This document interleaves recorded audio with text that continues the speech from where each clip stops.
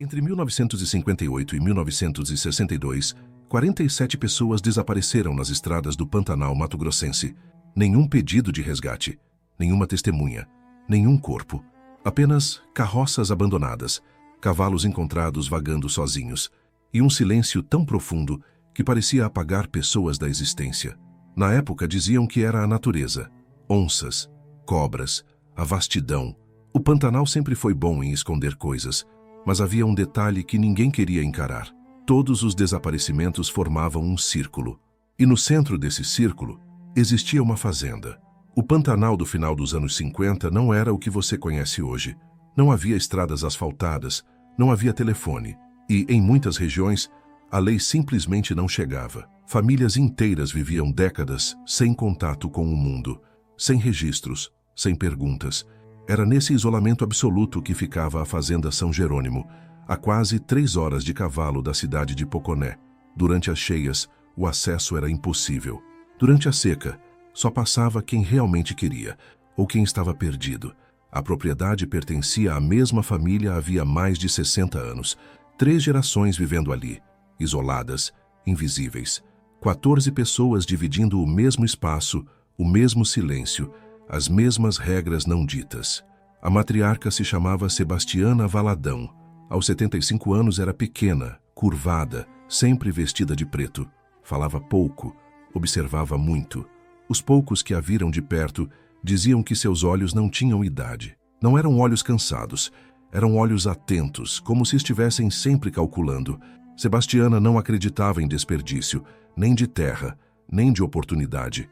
Durante décadas a família viveu no limite. Pouca comida, roupas remendadas, crianças magras demais para a idade. Sobreviviam, mas não prosperavam. Até que, no inverno de 1958, algo mudou. Foi o padre Anselmo da paróquia de Poconé quem anotou a primeira pista. No diário, escreveu apenas uma frase: "Vi Neuza Valadão hoje no mercado." Ela parecia diferente. Neuza era a neta mais velha de Sebastiana. Sempre fora magra, retraída, quase invisível, mas naquele dia estava mais forte. As roupas eram simples, mas novas. O rosto tinha cor. Quando o padre perguntou como estava a família, ela sorriu e respondeu apenas: "Estamos bem, padre, muito bem." E eles realmente estavam. Nas semanas seguintes, os Valadão começaram a aparecer com frequência na cidade, sempre trazendo carne. Diziam ser caça do Pantanal, bem preparada, bem salgada, cortada em pedaços estranhamente uniformes. Os comerciantes compravam, os tropeiros elogiavam, os clientes pediam mais. Era a melhor carne que muitos já tinham provado, e ninguém fazia perguntas, porque no Pantanal, perguntar significava se envolver. Enquanto a família prosperava, as estradas começaram a falar, não com palavras, mas com ausências. Em janeiro de 1959, um mascate de Cuiabá desapareceu. 2 semanas depois, seu cavalo foi encontrado selado com as mercadorias intactas. Em março, 2 garimpeiros sumiram na mesma região. Meses depois, uma viúva viajando sozinha evaporou no caminho. Sempre o mesmo padrão, sempre durante a seca, sempre perto da mesma rota e sempre perto demais da Fazenda São Jerônimo. O delegado Sebastião Moura ainda não sabia o que procurar, mas sabia de uma coisa: a natureza não explica tudo, e o Pantanal estava escondendo algo que jamais deveria ter existido. A partir de 1959, a presença dos Valadão em Poconé deixou de ser eventual. Virou rotina. Toda semana, sem falha, alguém da família aparecia no mercado, quase sempre Neuza. Às vezes, acompanhada do pai Josias, um homem alto, silencioso, de olhar desconfiado. Eles traziam sacos pesados, bem fechados, carne salgada. Sempre a mesma qualidade, sempre o mesmo corte, e sempre vendia rápido. Seu Damião, comerciante da cidade há mais de 30 anos, foi o primeiro a estranhar. Não no começo. No começo ele apenas lucrava, mas com o tempo, algo começou a incomodá-lo. A textura não batia com a caça comum do Pantanal. Não era capivara, não era veado, não era javali. Era mais clara, mais macia, e tinha um cheiro diferente. Um cheiro que não desaparecia totalmente nem depois de dias no sal. "Que bicho é esse que vocês caçam tanto?" perguntou uma vez, tentando soar casual. Neuza sorriu, aquele sorriso curto, que não chegava aos olhos. É coisa do Pantanal, seu Damião, quem conhece sabe. Ele não insistiu. Ninguém insistia. Enquanto isso, a família prosperava. Ferramentas novas, roupas melhores. Crianças que antes eram esqueléticas começaram a ganhar peso. Mas não era apenas isso que chamava a atenção. Era o comportamento. Quando vinham à cidade, as crianças Valadão se aproximavam dos açougues. Ficavam em silêncio, observando. Cheiravam o ar longamente. Trocam olhares entre si. Sorriam. Dona Eulália da feira contou depois ao padre. Não era fome normal, padre, era outra coisa. O padre Anselmo começou a juntar peças. A família raramente ia à igreja. As crianças nunca haviam sido batizadas. Sempre sentavam no fundo. Sempre saíam antes da bênção final. Quando ele tentou visitar a fazenda São Jerônimo, Sebastiana recusou com educação fria. Não é necessário, padre. Deus nos vê de onde estamos. A frase ecoou na cabeça dele por dias. Enquanto isso, as estradas continuavam a engolir pessoas. Tropeiros solitários, garimpeiros, retirantes sem endereço fixo. Sempre gente que o mundo não procuraria com insistência. Sempre a mesma região. Sempre durante a seca. O delegado Sebastião Moura começou a marcar os desaparecimentos num mapa. Ponto por ponto. Data por data. E o desenho se formou diante dele. Um círculo quase perfeito. E no centro, a fazenda São Jerônimo. Em novembro de 1960, 2 funcionários da prefeitura desapareceram. Faziam levantamento de propriedades para o censo. A fazenda dos Valadão estava na lista. Quando não voltaram, o delegado decidiu ir até lá. Foi recebido com educação. Nenhuma hostilidade, nenhuma ameaça. Josias respondeu tudo com calma. Não vimos ninguém, delegado. A propriedade é grande. Não havia provas. Não havia corpos. Apenas suspeitas. E suspeitas, no Pantanal, não prendiam ninguém. Mas ao deixar a fazenda, o delegado notou algo. Um galpão afastado. Sempre trancado. De onde vinha um cheiro estranho. Não era cheiro de animal, não era cheiro de couro. Era algo indefinível. Ele anotou mentalmente e foi embora. Enquanto a polícia hesitava, a carne continuava chegando à cidade. Toda semana, sem falha. E todo mundo comia, todo mundo vendia, todo mundo fingia não perceber. Porque admitir a verdade significaria aceitar algo pior do que a ignorância.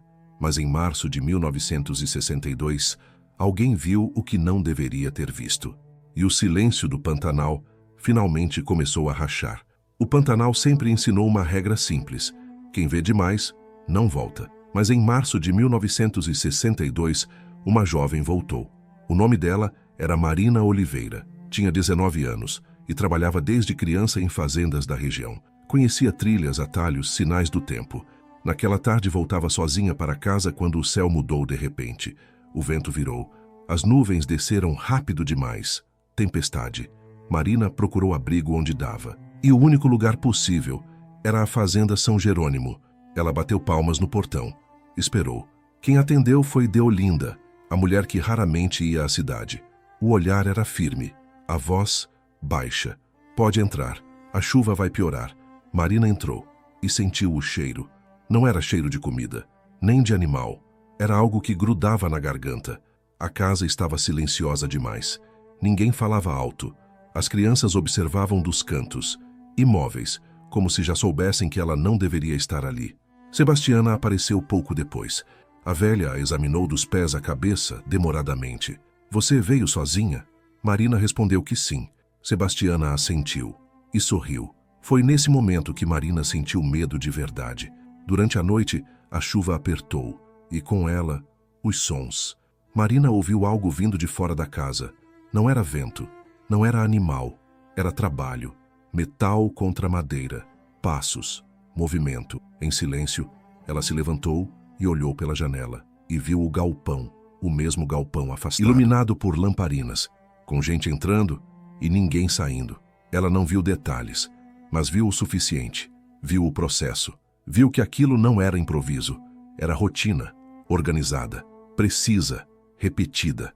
Ali, Marina entendeu 2 coisas ao mesmo tempo. Primeiro, as pessoas que desapareciam não iam embora. Segundo, Se ela fosse descoberta, também não sairia dali. Antes do amanhecer, enquanto todos dormiam, Marina fugiu, descalça, sem comida, sem olhar para trás. Correu até o corpo ceder. Se escondeu no mato. Andou por trilhas que só quem nasceu ali conhecia. 2 dias depois, chegou a Poconé em choque. O delegado Sebastião Moura ouviu tudo em silêncio, sem interromper. Quando ela terminou, ele não perguntou: "Tem certeza?" Perguntou apenas: "Você consegue me levar até lá?" Pela primeira vez em 4 anos, a polícia não foi para fazer perguntas, foi para entrar. Na manhã de abril de 1962, 6 homens seguiram até a fazenda São Jerônimo, sem avisar, sem negociar. O que encontraram lá não era um crime isolado, não era desespero, não era loucura momentânea, era algo pior. Era um sistema. E quando os cadernos foram abertos, o silêncio finalmente morreu. A entrada no galpão foi lenta. Nenhum grito, nenhuma resistência. O que havia ali não precisava de explicação. Ferramentas organizadas, mesas limpas demais, ganchos alinhados com precisão. Nada de improviso, nada de descontrole. Aquilo funcionava como um negócio. Nos fundos, dentro de um baú de madeira escura, o delegado encontrou os cadernos. Não eram diários. Eram registros, datas, nomes, marcas, alguns riscados, outros com anotações curtas ao lado. Bom rendimento, carne macia, repetir. Não havia emoção nas palavras, apenas eficiência. Foi ali que o delegado entendeu. Não se tratava apenas de sobrevivência, era normalização. A família não tentou fugir. Sebastiana sentou-se à mesa quando foi confrontada. A postura reta, a voz firme. O mundo sempre nos ignorou. Nós apenas aprendemos a usar isso. Nenhum pedido de perdão, nenhuma negação. A convicção era o que mais assustava. O julgamento aconteceu meses depois, sob forte sigilo. Boa parte dos detalhes nunca chegou aos jornais. Oficialmente falou-se em assassinatos múltiplos, em práticas criminosas, em desvio moral extremo. Extraoficialmente, a cidade entendeu outra coisa, que ninguém queria saber demais. Alguns comerciantes desapareceram do processo. Outros juraram nunca ter comprado nada. O assunto morreu rápido, rápido demais. A fazenda São Jerônimo foi queimada, o terreno abandonado, o nome apagado dos mapas. Mas o Pantanal não esquece. Até hoje, moradores antigos evitam passar perto da antiga trilha. Dizem que o ar muda, que o silêncio pesa e que, às vezes, em noites secas, um cheiro estranho volta com o vento. Essa história não é apenas sobre monstros, é sobre olhares desviados, sobre o lucro que cala, sobre o medo que escolhe não ver, porque o pior mal não é o que age nas sombras, é o que se mantém quando todos decidem fingir que não perceberam.